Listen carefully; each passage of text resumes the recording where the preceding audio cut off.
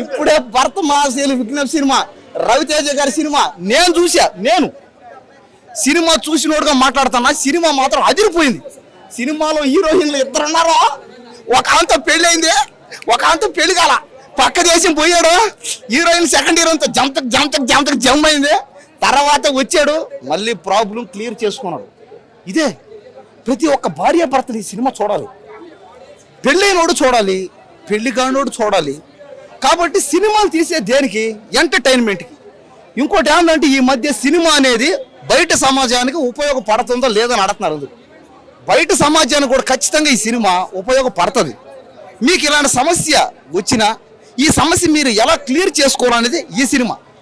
మళ్ళీ భర్త మహాశైలికి విజ్ఞప్తి 2లో ఈసారి పిల్లలు ఎవరన్నా కానీ భార్యలు తప్పు చేస్తే అది ఎలా క్లియర్ చేసుకోవాలో అది కూడా చూపిస్తారంట.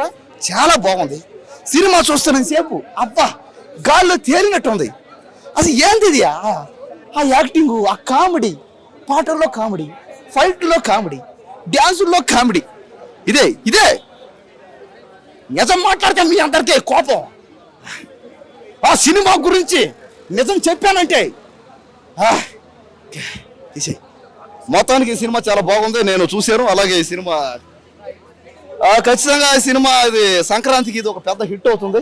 ఈ సినిమాలో ఒకటే కామెడీ, ఆ కామెడీ టైమింగ్స్ కూడా చాలా బాగున్నాయి. అలాగే ఆ డ్యాన్సులు చాలా బాగున్నాయి. రవితేజ గారి సినిమా ఎప్పుడు వచ్చినా కూడా దాంట్లో పాటలు ఉంటాయి, డ్యాన్సులు ఉంటాయి, కామెడీ ఉంటుంది, ఒక పక్క రొమాన్స్ ఉంటుంది, ఒక పక్క జంతికి జమ్ ఉంటుంది, ఒక బంచికి బొమ్మ ఉంటుంది. కాబట్టి సినిమా అంతా అసలు ఎక్కడ ఒక్క మైనస్ పాయింట్ లేదు అసలు ఎక్కడ.